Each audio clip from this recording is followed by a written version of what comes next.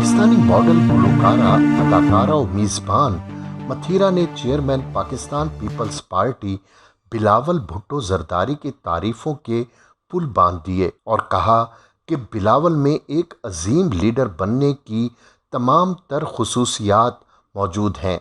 उन्होंने अपनी फैमिली के बारे में भी खुलकर बात की और बताया कि उनके वालिद जिम्बाब्वे के एक जाने पहचाने सियासतदान हैं। अदाकारा का कहना था कि बिलावल और पीपल्स पार्टी की गवर्नमेंट का जल्द टाइम आएगा। पाकिस्तान की तारीख में जरदारी और मुशर्रफ का दौर बेहतरीन था। अदाकारा का ये भी कहना था कि बेनज़ीर उनकी पसंदीदा सियासतदान हैं। एक ऑनलाइन शो में जिम्बाब्वे से पाकिस्तान मुंतकली के बारे में गुफ्तगू करते हुए मथीरा का कहना था कि उनके वालिद जिम्बाब्वे की अपोजिशन में जाने माने सियासतदान थे। घरेलू नाचाकी के बायस वालिद और वालिदा में तलाक हो गई और वो खुद वालिदा के साथ रातों रात पाकिस्तान मुंतकिल हो गईं। मथीरा ने बताया कि उनकी अपनी शादी की नाकामी के बाद अब वो खुद ही अपने 5 साला बेटे अहल के हमरा रहती हैं।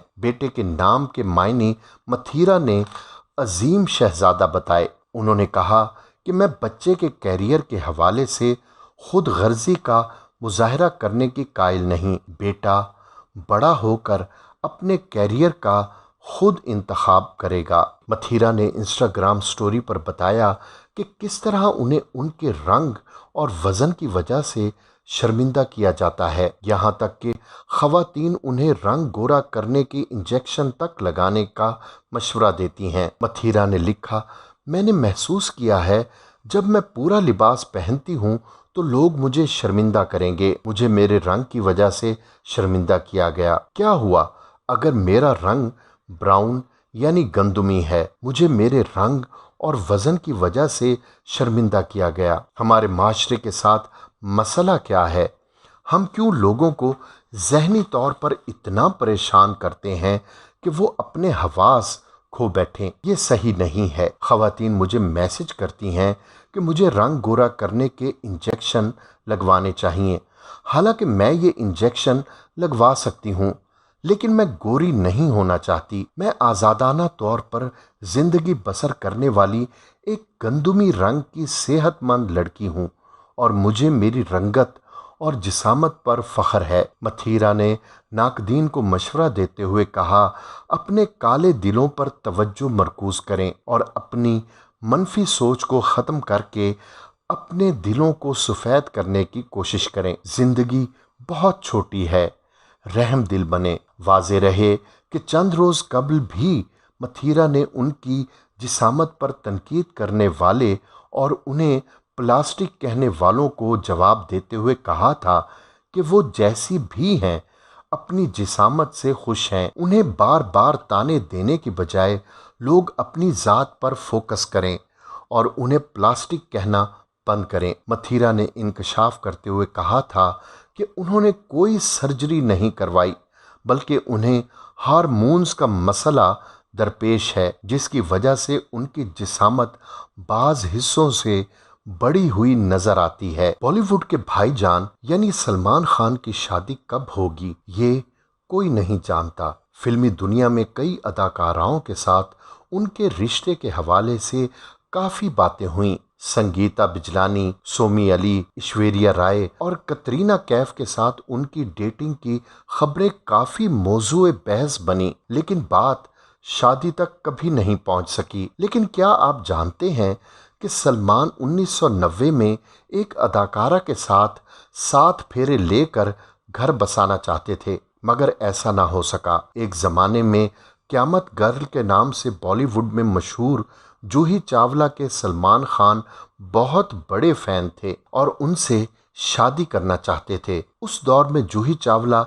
एक बड़ी स्टार थीं। एक के बाद एक उनकी हिट फिल्में बॉक्स ऑफिस पर नया रिकॉर्ड बना रही थीं, लेकिन सलमान उन दिनों इतने मशहूर नहीं थे। सलमान कभी जूही से शादी करना चाहते थे और उसके लिए उनके वालिद से हाथ मांगने भी गए थे। ये बात खुद सलमान खान ने अपने चैट शो में बताई थी। सलमान खान ने बताया कि जूही बहुत स्वीट اور بہت پیاری ہیں۔ میں نے ان کے والد سے پوچھا بھی تھا کہ کیا آپ جوہی کو مجھ سے شادی کرنے دیں گے، لیکن انہوں نے منع کر دیا۔ شاید انہیں میں پسند نہیں آیا، معلوم نہیں کیا چاہیے تھا ان کو۔ میں جوہی کے لیے انہیں موزوں نہیں لگا تھا۔ ایک ڈائریکٹر جوہی اور سلمان کے ساتھ ایک فلم بنانا چاہتے تھے، دونوں کو پیشکش کی گئی تھی، لیکن جوہی نے پہلے تو اس فلم کی آفر کو طویل عرصے تک لٹکائے رکھا اور پھر فلم کرنے سے منع کر دیا۔ اس پر بھی سلمان خان نے بتایا تھا کہ جوہی کو ان کے ساتھ کام کرنا پسند نہیں۔ آپ کو بتا دیں کہ جوہی چاولہ کا نام کسی بھی اداکار کے ساتھ وابستہ نہیں ہوا۔ 1995 میں انہوں نے کاروباری شخص جے مہتا سے شادی کر لی تھی۔ کیریئر کے آغاز میں ہی ان کی ملاقات جے مہتا سے ہوئی تھی۔ جے کی یہ دوسری شادی ہے۔ ان کی پہلی بیوی کی موت طیارہ حادثے میں ہو گئی تھی۔ آسٹریلیا میں ایک 54 سالہ خاتون اپنے بیٹی کے بچے کو جنم دے کر ملک کی عمر رسیدہ ترین سرفگیٹ، کسی اور کا بچہ اپنی کوکھ سے پیدا کرنے والی متبادل ماں بن گئی۔ میل آن لائن کے مطابق اس خاتون کا نام میری آنرڈ ہے، جس کی 28 سالہ بیٹی میگن وائٹ بچے دانی کے بغیر پیدا ہوئی تھی، لہٰذا وہ کبھی ماں نہیں بن سکتی تھی، جس پر میری نے اپنی بیٹی کی مدد کرنے کا فیصلہ کیا۔ میگن اور اس کے شوہر کے بیضے اور سپرمز کے ذریعے ڈاکٹروں نے لیبارٹری میں ایمبریو پیدا کیا اور آپریشن کے ذریعے میری کے جسم میں رکھ دیا۔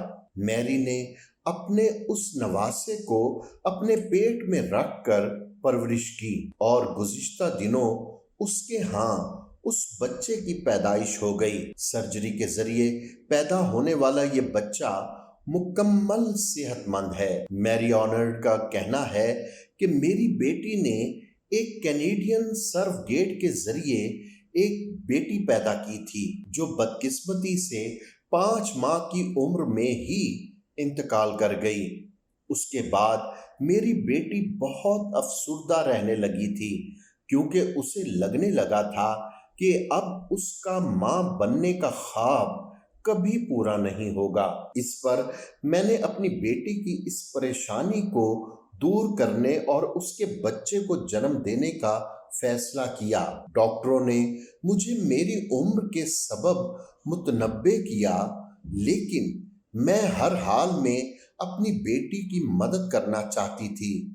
اب میں اپنے نواسے کو جنم دے کر آسٹریلیا کی رسیدہ ترین سرفگیٹ کا اعزاز بھی اپنے نام کر چکی ہوں۔ اگر آپ کو نیند کے حصول میں دشواری کا سامنا ہے تو یہ خبر آپ ہی کے لیے ہے۔ ایک فٹنس کوچ نے نیند کے حصول کے لیے ایک ایسی فوجی تکنیک بنائی ہے کہ 2 منٹ کے اندر آپ گہری نیند میں چلے جائیں گے۔ جسٹن آگسٹن نامی اس فٹنس کوچ نے اپنے ٹک ٹاک اکاؤنٹ پر پوسٹ کی گئی ایک ویڈیو میں بتایا ہے کہ یہ تکنیک فوج میں بالخصوص فضائیہ کے پائلٹ استعمال کرتے ہیں۔ اس تکنیک میں آپ کو سب سے پہلے اپنے جسم کو پرسکون کرنا ہوتا ہے اور ایک منظم انداز میں سر سے پاؤں تک اپنے جسم کے ہر ایک عضو کو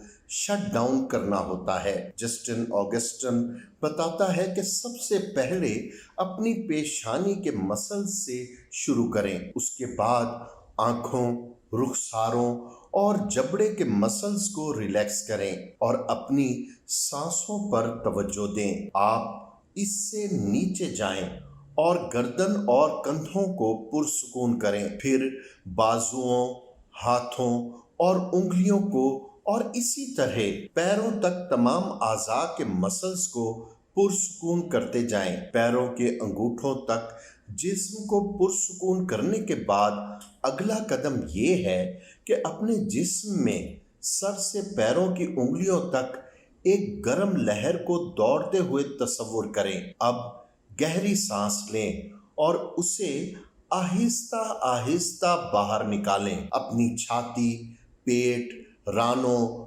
घुटनों, टांगों और पैरों को पुरसुकून करें। एक बार फिर इसी तरह गरम लहर को दिल से पैरों की तरफ दौड़ते हुए तस्वुर करें। जस्टिन का कहना था कि इस तरीके पर अमल करते हुए अगर आपकी तवज्जो भटकने लगे तो 10 बार मत सोचो, डोंट थिंक के अल्फाज दोहराएं। आपको इस टेक्निक के 6 हफ्ते तक रोजाना मश्क करनी होगी, जिसके बाद इसके नताइज देखकर आप हैरान रह जाएंगे।